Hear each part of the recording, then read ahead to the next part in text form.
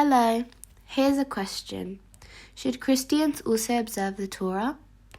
What you are going to hear is something that is not taught in today's churches. If you watch the full video and reflect on what is exposed here, it will completely change your way of understanding the Bible. When you finish watching the video, I ask you not to believe me without first verifying it with the scriptures themselves. My goal is not to convince you, but to inform all those who believe in Jesus and in the Bible, and who deserve to know the truth. The Creator gave us the law, but is it correct to say that the law has been abolished and that we should not comply with it? Is this what Yeshua, Jesus, really taught? Let's seek the truth, because the truth will set us free. What is the Torah? What is the law? Should we comply with the law? The so-called books of the law are the first 5 books of the Bible: Genesis, Exodus, Leviticus, Numbers, and Deuteronomy. These are properly the books of the Torah, or the books of the law, or what we commonly know from the Greek term Pentateuch. There we find the history of creation, the fall of humanity, the Creator's covenant with Abraham, the Exodus, the establishment of the people of Israel, the law of creation. Also, here we find the secrets of prosperity, of peace, of good coexistence in families, of how to administer our possessions, of how to treat others, and how to address the Creator, and many other instructions that are intended to give us a full life. There is a general misunderstanding in the Christian world about the concept of law. What do I mean by this? That I also firmly believe that the law of God was abolished, that the law was only given to the Jews that enslaved. But I have discovered that this idea comes from ignoring what the Bible really says and conforming to what pastors and leaders teach without scrutinizing.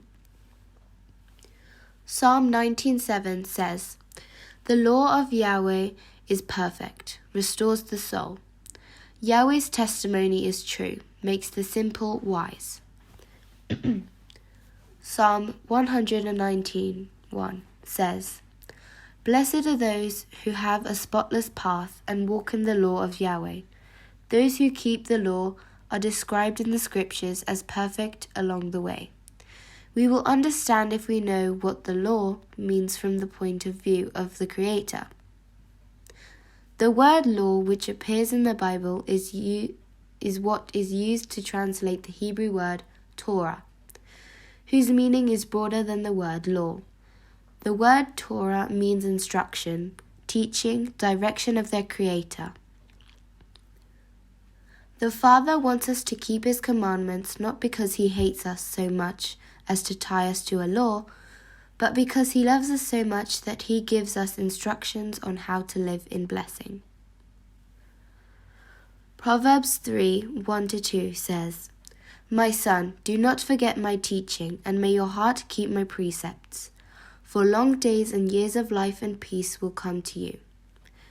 Deuteronomy 5:29 says, "Oh, if they always had such a heart, they feared me and kept all my mandates, so that they and their children would be happy forever." However, the word law is a rather inaccurate translation. It seems to be something that takes away our freedom. We think of trial, prison, punishment, something that imposes, something that we have to obey. But instead, if we understand the meaning is instruction and direction, it tells us that there is a purpose that He gives us.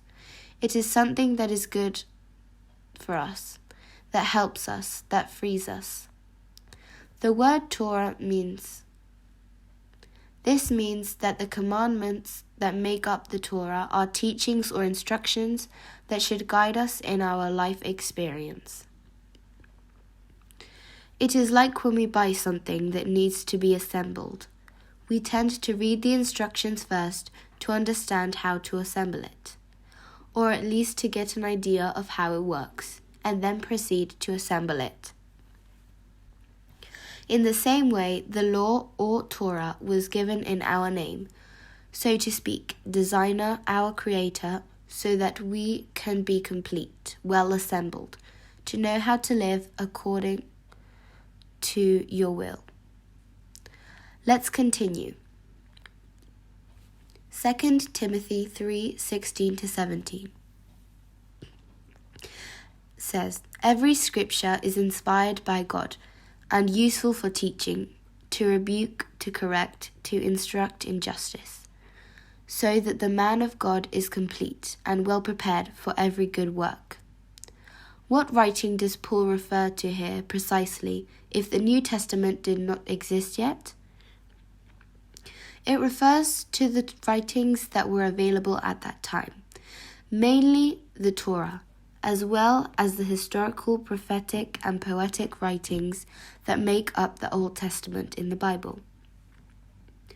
The instruction comes from the Hebrew root word yara, which means place, indicate. The most accurate image to understand the concept is to think of an archer pointing with his arrow to hit the mark. This is what the Creator wants us to give the goal, to do the right thing. On the other hand, the word sin is the Hebrew word hata, which means to err, to deviate from the goal, not to fulfill our purpose. Here, there is something that is particularly interesting, because it has already been explained to us that sin, according to the biblical definition, is to break the law, or better, break the Torah. And this is not just what the Old Testament tells us.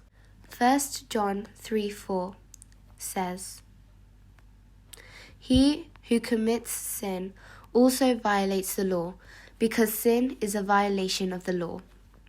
In other words, he is saying that whoever does not observe the Torah is committing a sin. Therefore, Torah means the set of instructions or teachings of the Creator that are intended to guide the life of man so that he can achieve perfection and live in prosperity, according to the will of the Creator. Another Christian statement that is considered impossible to observe the Torah. Is there really someone who can observe the entire Torah? I will give you a very quick answer. Yes, it is possible to observe the entire Torah. If you are one of those who say that only Yeshua could observe the entire Torah, then how do you explain this? Luke 1:5-6. In the time of Herod, king of Judea, there was a priest named Zechariah of Abia's class, and he had as his wife a descendant of Aaron named Isabel. They were righteous in the eyes of God and observed all the laws and prescriptions of the Lord without reproach. In fact, the idea that the commandments are difficult is not only wrong, but contradicts Elohim, that is, to God himself. Deuteronomy 30:11-14. This commandment that I give you today is not too difficult for you, nor is it too far from you. It is not in heaven, so that you can say, "Who will go up to heaven and bring it to us and make it hear us, so that we can practice it?" It is not beyond the sea, so that you say, "Who will pass by the sea through us, bring it to us, make us hear so that we practice it?" But this word is very close to you. It's in your mouth and in your heart, so that you put into practice. I will give you the proof that you can really fulfill all the commandments. In law, this concept is taught. Law is the set of positive legal norms that regulate the external behavior of the individual in the social context. This means that the law is the science that studies how the human being behaves when he is with other people. Wherever there are two people, there is a right. It is an innate characteristic of the human being. if there were no norms going against our own nature, which Elohim created us. If, on the contrary, you believe that the rules were made to be broken, or you are offended when they put some regulation, then you are living in the flesh. Romans 8:7. For what covets the flesh is enmity against God, because it is not subject to the law of God, nor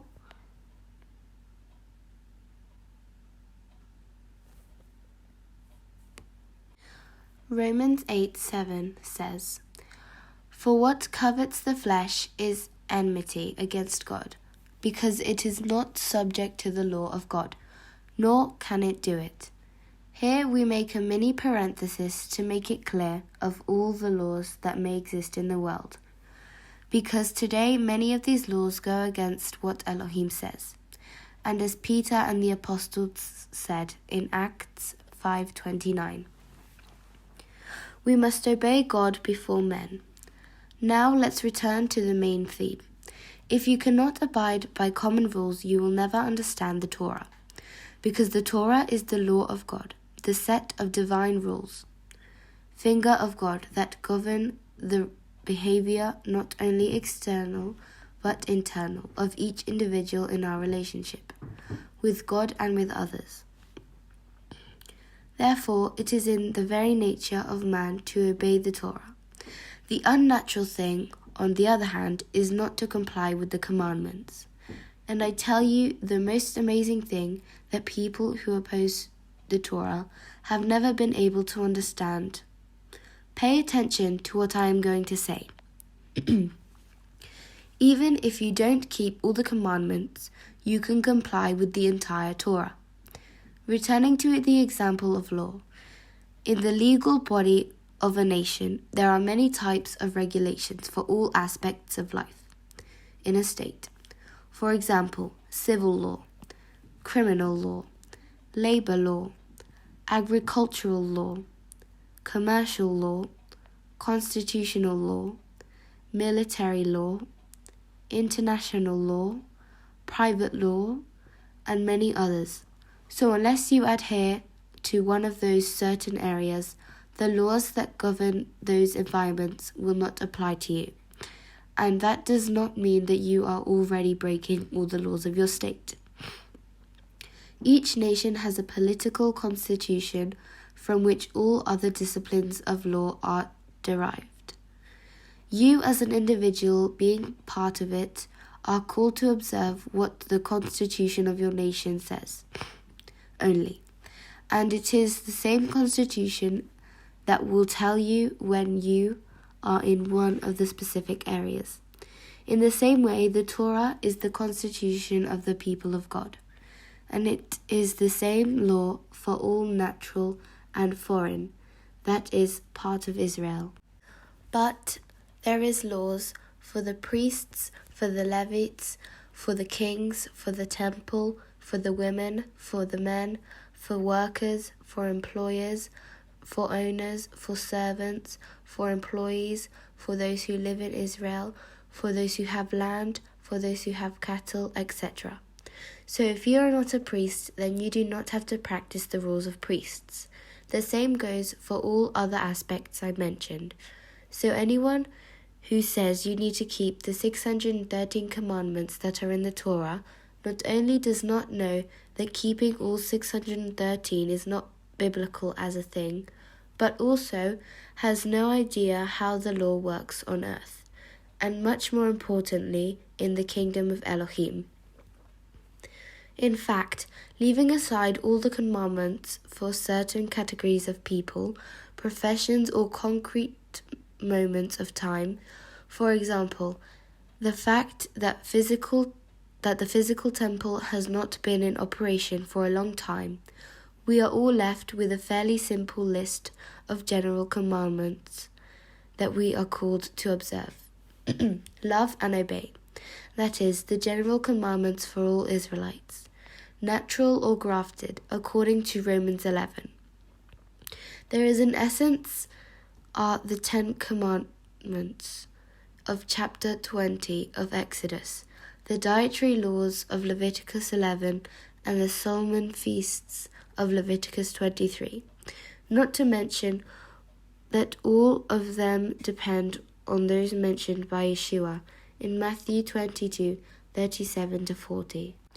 Another common statement is that there is no need to observe it because we are all living in the grace period thanks to Yeshua, and grace, according to those who affirm this, cancels the Torah, suspends it, repeals it, and makes it obsolete. But is this what the Bible says? And is this exactly what Yeshua also says? Let's see what he says. Matthew 5:17 says, "Do not think that I have come to abolish the law or the prophets. I have not come to abolish, but to fulfill." Here Yeshua clearly says, do not think that I have come to abolish the law of God, Torah, and the prophets. The word repeal means to leave a law or a commandment without effect. This is according to a dictionary in our language. But if we review a Greek interlinear, we will find that the word appears there in that passage translated as repeal in our language is the word kataluo from Strong's G2647, which means overthrowing, demolishing, destroying, removing, cancelling, finishing, extinguish. Therefore, the Lord is saying that he did not come to remove, eliminate, destroy, or annul the Torah, but he came to fulfill it.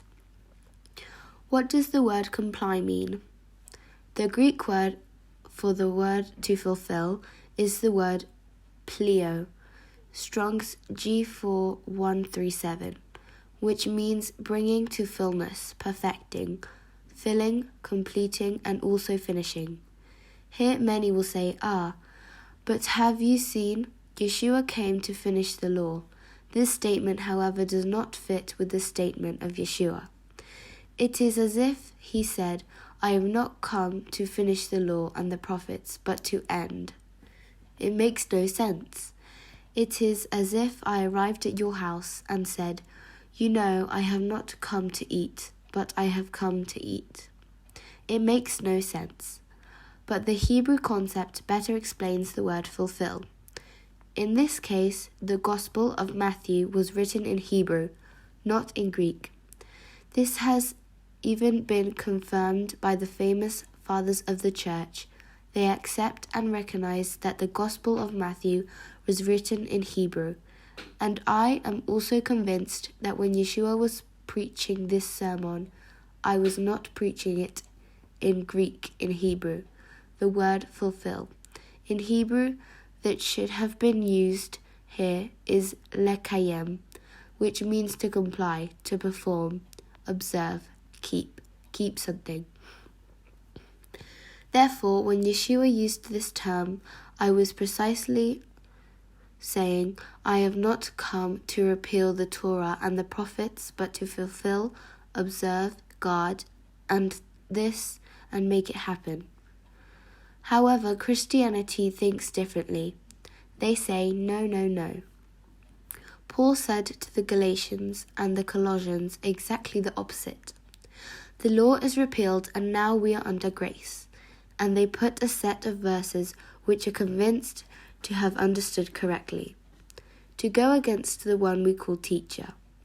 Paul's question we will be discussing in another video, because although he never annulled the Torah in any way at that time, as Peter says, many tried to misinterpret his words because they were difficult to understand. If it was difficult then to understand Paul, and we are talking about an era in which he spoke in the same language as his companions, with all the idioms and ways of talking about the time, and yet they could not understand it all.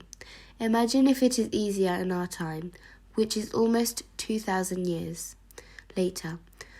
For now, let's read what Pedro says about this fact. 2 Peter 3:15-17.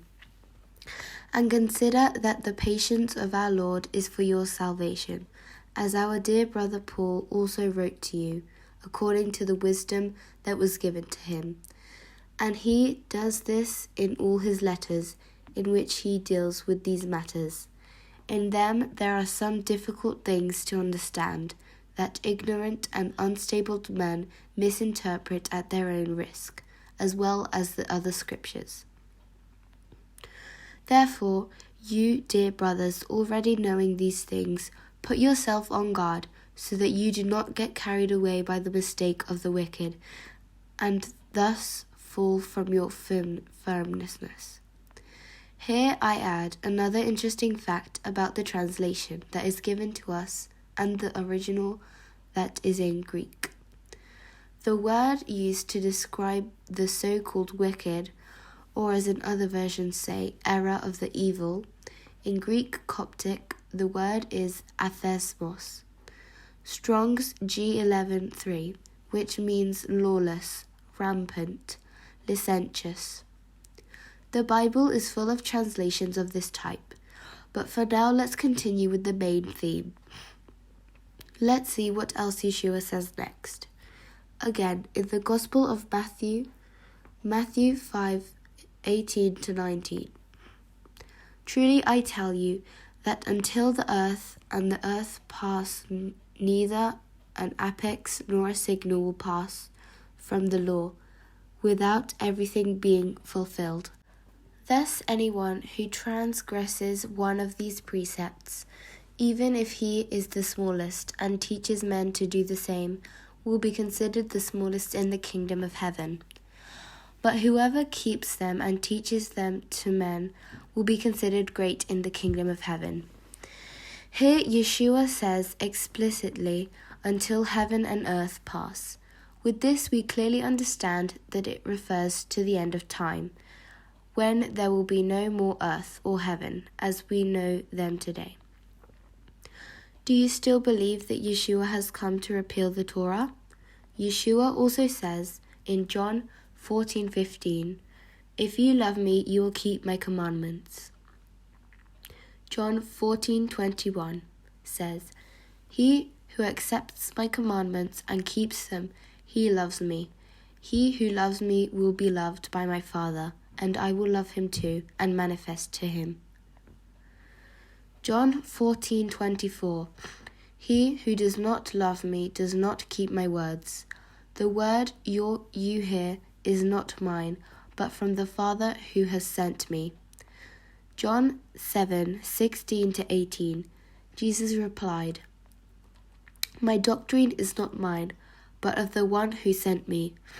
If anyone wants to do his will, he will know if this doctrine comes from God or if I speak of mine. He who speaks of his own seeks his own glory. Shipping is truthful, and there is no injustice in him.